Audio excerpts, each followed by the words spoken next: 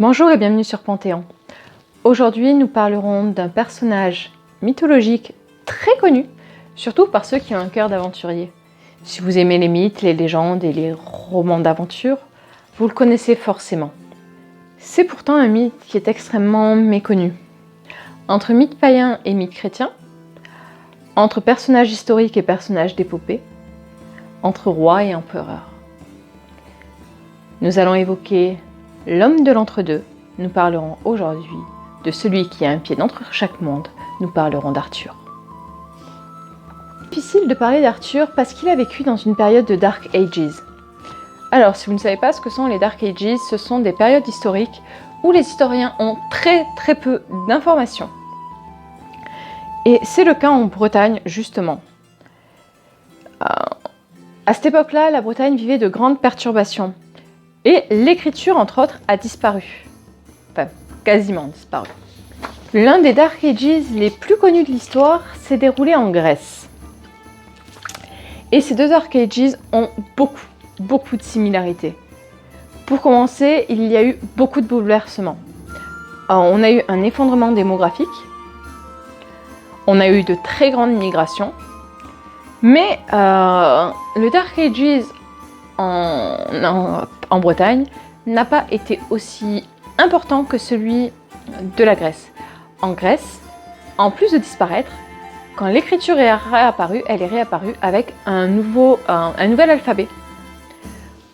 En Bretagne, on a gardé le même. Il est aussi important de noter que quand je parle de Bretagne dans cette vidéo, je parle de ce que l'on appelait la Bretagne à l'époque. C'est-à-dire pas la petite Bretagne française, mais ce que l'on nomme aujourd'hui la Grande-Bretagne. On vient de voir qu'Arthur, pour nous autres Français, était un peu difficile à placer niveau géographie. Mais il est dans sa chronologie pour tout le monde. Il aurait vécu au VIe siècle. La particularité de ce siècle, c'est que nous ne sommes plus dans l'Antiquité. Mais nous ne sommes pas encore complètement dans le Moyen-Âge. C'est la période du déclin de l'Empire romain. Alors pour la Bretagne, c'est pas tout à fait vrai, dans le sens où ça avait déjà commencé avant. Sur les ordres de Constantin III, les Romains avaient commencé à quitter la Bretagne. Alors ça aussi, c'est pas tout à fait vrai, puisqu'en réalité, on a plutôt un transfert de population. Diminution des soldats, augmentation des ecclésiastiques. Pour évoquer le Arthur historique, on se heurte à un problème que l'on a déjà vu dans la vidéo de Teutatès. C'est le problème des sources qui ne sont pas contemporaines. Arthur aurait donc vécu sur la fin du 5e siècle et le début du 6e. Or, la majorité de notre source principale pour parler d'Arthur, c'est l'Historia Regium Britanniae de Geoffroy de Monmouth. Sauf que ça a été écrit au XIIe siècle. Donc, à minima, 6 siècles trop tard. La particularité qu'on a avec Arthur, que l'on n'avait pas avec Teutatès, c'est qu'on a des sources antérieures. Des textes plus anciens. Et ces textes-là nous posent déjà problème, parce qu'ils se contredisent les uns les autres. Arthur y est généralement décrit comme un guerrier, et non pas comme un roi, entre autres choses. Mais on a déjà la grandeur d'Arthur dans le sens où il est décrit comme un grand guerrier qui aurait défendu la Bretagne et les îles d'Armorique contre les hommes et ce que l'on nomme aujourd'hui le surnaturel. Là, on a presque vu ce qui était facile. Oui, presque vu ce qui était facile. Nous allons maintenant nous adapter à un premier problème qui est ce que tout le monde connaît d'Arthur. La seule chose qui est plus ou moins sûre, il y a déjà beaucoup à en dire, c'est son nom. Pendant très longtemps, on a supposé qu'Arthur était un dérivé d'Arthos. Arthos est un nom qui est dérivé du mot ours. Mais Arthos a aussi la particularité de se rattacher au guerrier. Ainsi, Arthorix serait à la fois le roi ours, mais aussi un roi ayant beaucoup de guerriers. Une autre hypothèse serait que Arthur vienne de Artio, qui est la déesse des ours. Toujours cette notion turcidée. Ces théories, elles ont un avantage, c'est qu'elles sont très plaisantes, elles sont faciles à comprendre, faciles à assimiler. Et malheureusement, les dernières recherches, pas que les dernières d'ailleurs, ça fait un petit moment déjà qu'on le dit, tendent à démontrer que c'est faux. Arthur ne serait pas du tout un dérivé d'Arthur. Enfin, Arthur ne serait pas du tout un dérivé d'Art. Donc ça nous balaye les deux théories que je viens d'avancer. Mais ça balaye une troisième théorie qui est un peu plus fumeuse, qui est beaucoup plus rare, qu'on ne retrouve pas du tout dans les mythes modernes. C'était le mythe du dieu mi-homme, mi-ours. Voilà. Une autre théorie qui n'est pas contradictoire, c'est que Arthur ne serait pas un nom, mais le dérivé d'un titre ou d'un surnom. Et l'interprétation qu'on a de César aujourd'hui, où beaucoup de gens sont persuadés que c'était juste le nom de Jules César, alors qu'il y a eu d'autres Césars, semble pas mal, comment dire, pas mal confirmer cette théorie. Plus, même si Arthur ne serait pas dérivé d'Art, il en a la sonorité, tout comme Artorius. Et l'ours est un animal noble, il l'a toujours été.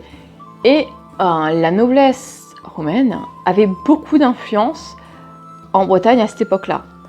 Donc, il y a une possibilité que cette sonorité proche ait aidé le surnom ou titre à passer les âges finalement, alors que le nom du personnage, lui, aurait été perdu.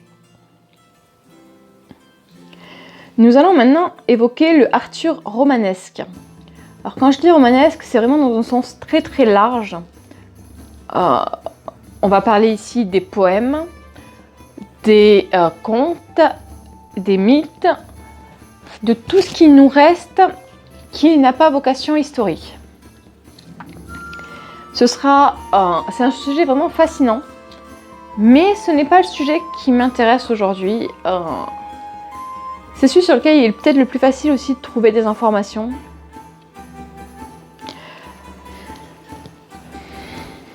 Il faut comprendre que le mythe d'Arthur a modifié de façon durable la façon que l'on a d'écrire des histoires. Avant et après Arthur, on ne compte plus du tout les épopées de la même façon. On n'a plus les mêmes attentes. Vous avez forcément, au cours de votre scolarité ou si vous êtes un grand lecteur, de toute façon de vos déambulations en lecture, lu des romances arthuriennes. C'est comme ça qu'on écrit maintenant les histoires de chevalerie en fait. Or, avant, non. C'est avec Arthur, avec le mythe arthurien, que tout ça a été créé.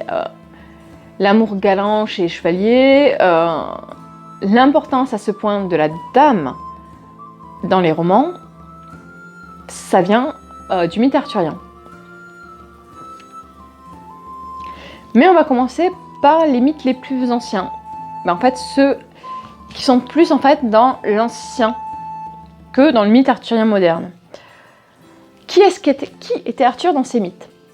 Alors, dans ces mythes, Arthur, c'était un seigneur breton. Parfois un roi, parfois un empereur même, c'est dire. Mais très, très, très souvent, il n'a pas de titre.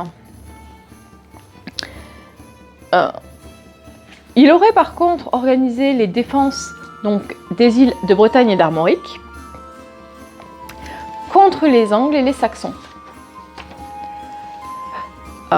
Et bien sûr les Pictes sur la fin du 5e et le début du 6e siècle. Et il mourrait, alors ça on y reviendra plus tard parce que déjà dans les mythes initiaux c'est un peu flou. Donc il mourrait à la bataille de Camlann, donc entre 537 et 542.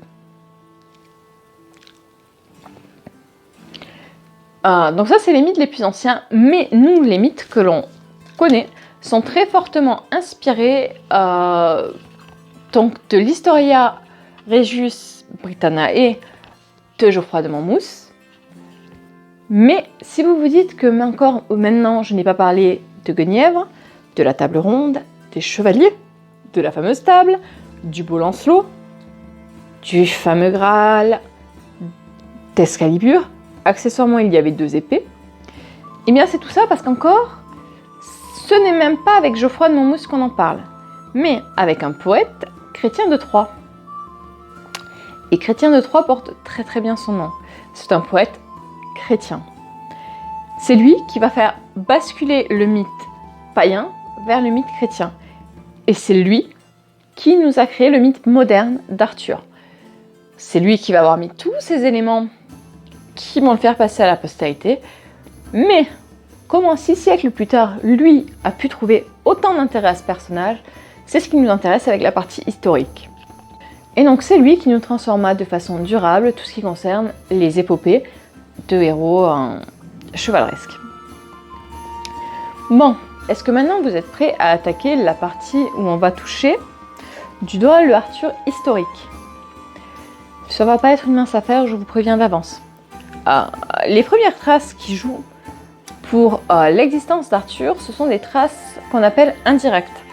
C'est-à-dire que ce n'est pas une preuve irréfutable.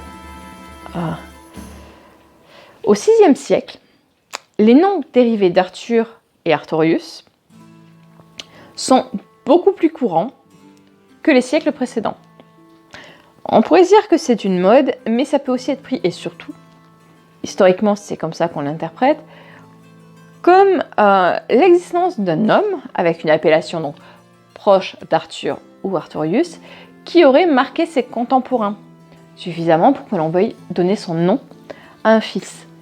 Les fils souvent portaient le nom de leur père ou de leur grand-père. C'était important pour la lignée, pour laisser une trace.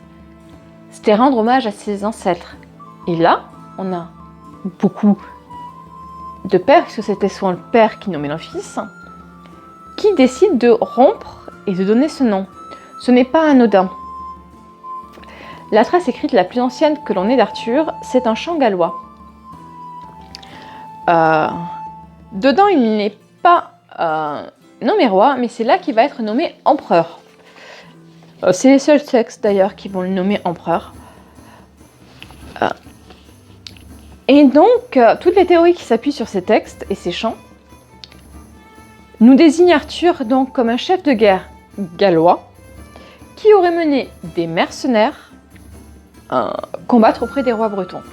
C'est beaucoup moins glamour, c'est malgré tout l'une des théories les plus probables.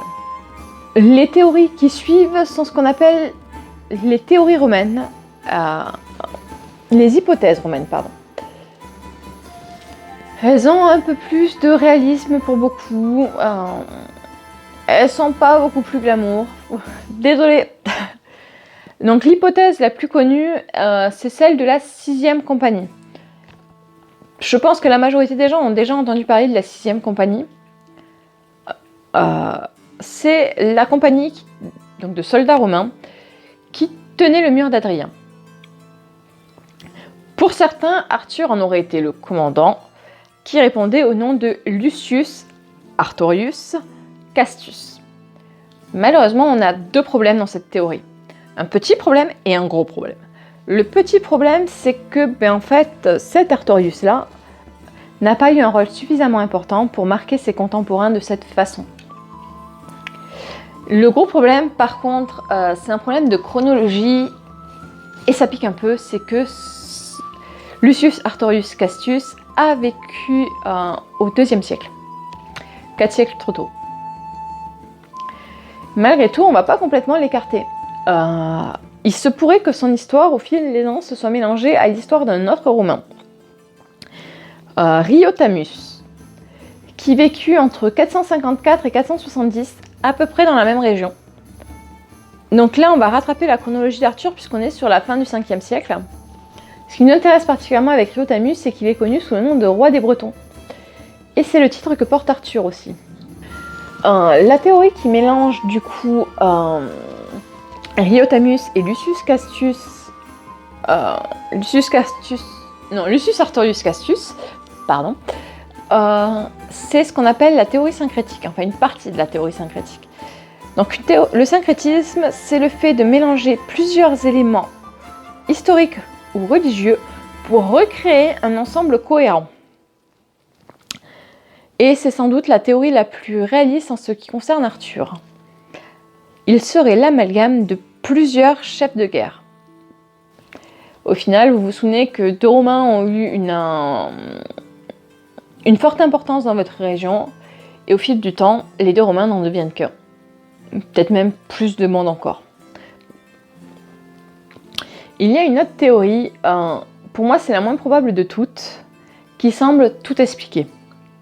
Tout expliquer parce qu'elle fait coïncider beaucoup de choses. Malheureusement, elle ne s'appuie pas sur grand-chose. C'est l'hypothèse de Hightower, selon le nom de son créateur. Cette théorie, elle veut que Arthur soit le dernier roi silurien. Alors les Silures, pourquoi est-ce qu'ils nous intéressent? C'était un peuple celte très puissant qui vivait au sud du pays de Galles actuel. Or, on se rappelle que les premiers textes étaient gallois. Et Arthur aurait donc défendu son peuple contre les Angles, les Pictes, les Saxons et les Danois. Ce qui déjà n'était pas une mince affaire. C'était même un véritable tour de force. Et bien sûr, Arthur, et ça c'est la façon dont tout le monde reconnaît qu'il est mort, Arthur serait mort durant la bataille de Camlann. Et il faut savoir que le mont Badon, l'une de ses localisations possibles, c'est toujours le pays de Galles. Pour un roi silure, tout ça serait logique. De là à dire que Arthur est silure, malheureusement, ça coince un peu. On n'a aucune preuve. En fait, on n'a aucune preuve à part un texte qui n'annonce même pas ça. Quant à savoir pourquoi Arthur a à ce point marqué les esprits et les époques, il faut savoir qu'il y a tout un jeu de pouvoir et un jeu politique qui s'est construit autour de lui. Donc, on va revenir à la bataille de Camlann. Arthur y aurait été mortellement blessé. Et on l'aurait déposé dans un lieu... Enfin, on l'aurait déplacé vers un lieu inconnu. Ce lieu inconnu, bien sûr, il est supposé que c'est Avalon. Ne le voyant jamais revenir, ni mort, ni vif, ces hommes seraient partis à sa recherche pour ne jamais le retrouver.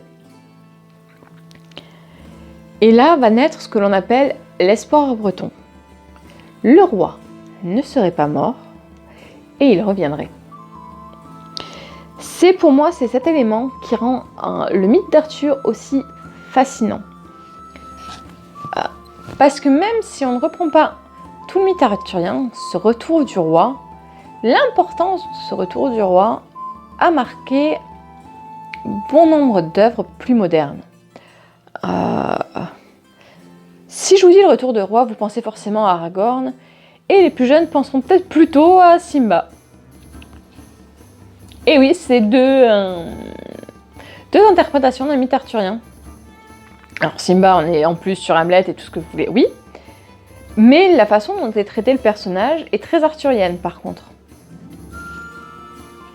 L'espoir du retour du roi a continué à croître en fait dans la population lorsqu'elle se sentait opprimée. On disait qu'Arthur reviendrait quand la Bretagne serait libérée, voire reviendrait la libérer. Et il ramènerait avec lui l'âge d'or de l'île. Les bardes chrétiens faisaient guerroyer Arthur auprès des croisés. Les bardes plus païens le faisaient se balader en Brocéliande.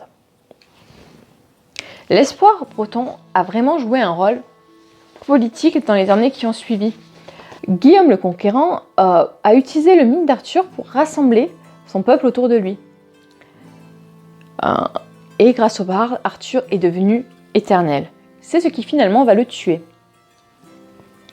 Enfin, le tuer. Ce mythe du retour du roi va créer une insécurité chez un roi normand. Un roi normand qui était bien installé sur l'île et qui n'avait pas envie de partir, alors que la population, elle, par contre, vivait de plus en plus mal d'être dirigée par un roi issu d'une minorité sur l'île. Et c'est là que Henri II va décider de se débarrasser d'Arthur. Pour ce faire, il va utiliser l'aide de l'abbaye de Glastonbury pour tuer le roi. Pour ce faire, c'est très simple. Les moines vont prétendre que suite à l'incendie de leur église, ils ont entrepris des recherches, enfin des fouilles plus exactement, et que durant ces fouilles, ils ont trouvé un tombeau contenant 2 tombes, Arthur et Guenièvre. Ce qu'il faut comprendre, c'est qu'à cette époque, les moines avaient vraiment besoin d'argent pour pouvoir reconstruire l'église. Avec ces fouilles théoriques, Ils ont mené de véritables fouilles et beaucoup de donateurs. Le mythe d'Arthur était fédérateur, les gens voulaient savoir. Il y avait un véritable besoin de réponse.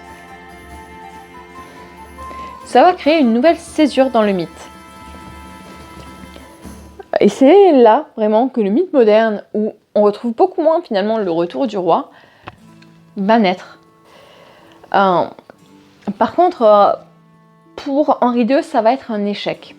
Ça ne fonctionnera pas puisque 7 siècles plus tard, 7 siècles, lors de la Seconde Guerre mondiale, on utilisera encore le mythe d'Arthur et de son retour pour raviver les efforts de guerre. C'est dire à quel point c'est imprégné dans la population britannique que le roi peut revenir. Quant à ce qui concerne les tombes, elles ont été déplacées au XIIIe siècle et malheureusement détruites durant la réforme anglaise du XVIe siècle. Alors, il existe une dernière théorie, une théorie qui ne va pas vous plaire. C'est la théorie qui dit tout simplement que Arthur n'a jamais existé. C'est la théorie qui dit que Arthur est un personnage mythologique pur, au même titre que Beowulf ou Lear. Malheureusement, plusieurs textes semblent l'attester. Le premier, c'est l'une des sources écrites les plus anciennes que l'on ait. Ce sont les Annales de Cambrie, qui sont des annales galloises, et ces dernières ont été écrites au 8e siècle, mais elles contiennent un feuillet sur le 6e siècle. Et dans ce fascicule, on évoque la bataille du mont Badon, là où donc Arthur est censé être défait par les Saxons. Sauf que Arthur n'y est pas cité. C'est Ambrosius Aurelianus qui est cité dans le texte. Le fameux que tout le monde connaît, malheureusement. Sauf que Ambrosius Aurelianus ne sera plus jamais cité par la suite. Ce qui ne nous laisse pas dire si c'est un personnage lui-même réel ou un nom d'emprunt pour quelconque raison. En conclusion, encore aujourd'hui, on ne sait pas si Arthur a existé ou pas. Il est plus que probable que Arthur soit majoritairement un personnage mythologique plus que réel. Mais il y a quand même une petite probabilité qu'il ait une part de réalité. Ce qui est important à savoir, c'est toutefois que c'est grâce à un poète et à des jeux politiques qu'il a ainsi traversé les âges. Je pense qu'il pourrait être aussi intéressant de parler des deux épées, parce que oui, Excalibur n'est pas une épée unique. Arthur est rattaché à deux épées qui vraiment vont marquer ce côté païen-chrétien. Pour la prochaine fois, je ne vais pas tirer au sort le sujet. Je vous annonce de suite que ce sera soit Baphomet, soit Kali, soit Hadès. Si ça venait à être Hadès, je vous annonce aussi que je ne peux pas parler d'Hadès sans parler de Perséphone et de sa mère. Ces trois personnages, ces trois dieux sont beaucoup trop liés les uns aux autres. Du coup, dans l'espoir de vous retrouver, je vous souhaite une belle continuation. Au revoir.